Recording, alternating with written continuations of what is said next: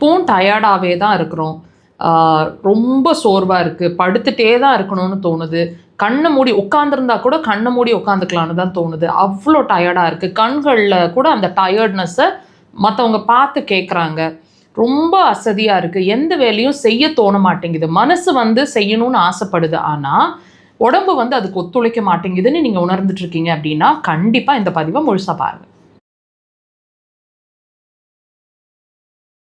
ஃபட்டீக், அதாவது extreme tiredness, எப்பவும் சோர்வாகவே தான் இருக்கிறோம், எப்பவும் ஒரு லோ ப்ரெஷரில் இருக்கிற மாதிரியே ஒரு நிலை இருந்துகிட்ருக்கு, ஒரு ஃப்ரெஷ்ஷாகவே இல்லை, என் மைண்டு க்ரியேட்டிவாக திங்க் பண்ண முடியல, மற்றவங்க மாதிரி என்னால் சுறுசுறுப்பாக இருக்க முடியல, 24 மணி நேரம் படுத்துகிட்டே இருந்தாலும் நல்லா தான் இருக்கிற மாதிரி இருக்குது, அப்பவும் எனர்ஜெட்டிக்காக இல்லை, நல்லா தூங்கி எந்திரிக்கிற மாதிரி இருக்குது, ஆனாலும் சுறுசுறுப்பாக இல்லை, இந்த மாதிரி நீங்கள் உணர்ந்துட்டுருக்கீங்க அப்படின்னா இன்னொரு விஷயத்தையும் நீங்கள் யோசிச்சுருப்பீங்க, நல்லா சாப்பிட்டு தான் இருக்கேன், வீட்டு உணவுகள், ப்ரோட்டீன் ரிச் ஃபுட்டு, மல்டிவிட்டமின்ஸு எல்லாமே நல்லா தான் எடுத்துகிட்டு இருக்கிற மாதிரி, அயர்ன் ரிச் ஃபுட்டும் நல்லா தான் எடுத்துகிட்டு இருக்கிற மாதிரி இருக்குது, ஆனாலும் இந்த டயர்ட்னஸ் எனக்கு மாறவே மாட்டேங்குது.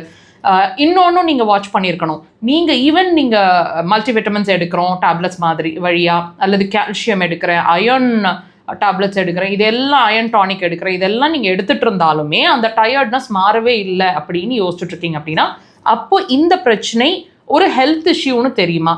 இந்த ஒரு விஷயமும், அதாவது உங்கள் உடம்பு சொல்லிட்டு இருக்க ஈச் அண்ட் எவ்ரி சிம்டமுமே சிம்டம் தாங்க, அது வியாதி இல்லை. அந்த வகையில் இந்த டயர்ட்னஸ், இந்த ஃபட்டீகுமே கண்டிப்பாக இது வந்து ப்ராப்ளம் இல்லை, அதாவது ப்ராப்ளம் ரூட் காஸ் இல்லை, ப்ராப்ளமோட ரூட் காஸோட வெளிப்பாடு தான் இந்த டயர்ட்னஸ். எதோட ரூட் காஸாக இருக்கும், என்ன ப்ராப்ளமாக இருக்கக்கூடும் அப்படின்னா, நீங்கள் நல்ல உணவுகளை சாப்பிட்றீங்க, உங்கள் உடம்பு அதை கிரகிச்சுக்குதா, அதாவது அப்சார்ப் பண்ணிக்குதா அப்படின்னு உங்களுக்கு தெரியுமா? இது இல்லைங்கிறது தான் உங்களோட டயர்ட்னஸ்க்கு முக்கியமான ரீசன். இந்த வேலையை செய்யறது, அதாவது நம்ம பாடியில் வந்து absorption, major portion of the absorption நடக்கிற இடம் எதுன்னு கேட்டிங்கன்னா நம்மளோட சிறுகுடல். ஸோ இந்த சிறுகுடல் வந்து வீக் ஆகிட்டுருக்கு அப்படிங்கிறத தான் நமக்கு டயர்ட்னஸாக சொல்லிட்டு இருக்கு. நீங்கள் நல்லா வாட்ச் பண்ணி பாருங்கள், பாடி ஹீட் இருக்கிற மாதிரி இருக்கும், அடிவயிறு ஹீட் இருக்கிற மாதிரி, ஆம்பாட்டுகளில் ஹீட் இருக்கிற மாதிரி இருக்கும். அது மட்டும் இல்லை, நிறைய கேஸ் ஃபார்ம் ஆகிட்டு இருக்கிற மாதிரி, நிறைய சுருக்குன்னு பாடியில் அங்கங்கே கேஸ் பிடிக்கிற மாதிரியோ, அல்லது சிலருக்கு இப்படி தொட்டாலே கேஸ் ஏப்பம் வர்ற மாதிரியோ இந்த மாதிரி விஷயங்கள்லாம் இருக்கும். நிறைய இன்னும் மூட் ஸ்விங்ஸ் நிறையா இருக்கும், தலை மட்டும் சூடாக இருக்கிற மாதிரி இருக்கும், ஷோல்டர் பெயின் இந்த இடங்களில் தெரியும், இந்த மாதிரி நிறைய விஷயங்கள் இருக்குங்க. நாங்கள் ஃபிங்கர்ஸில் எண்ணக்கூடிய வகையில் சொல்லியிருக்கிறோம். தயவு செய்து இதுக்கு சம்மந்தப்படுத்தி ட்ரீட்மெண்ட்டை ப்ராப்பராக அக்குபஞ்சரை எடுங்க, டெஃபினட்டாக ரிசல்ட்.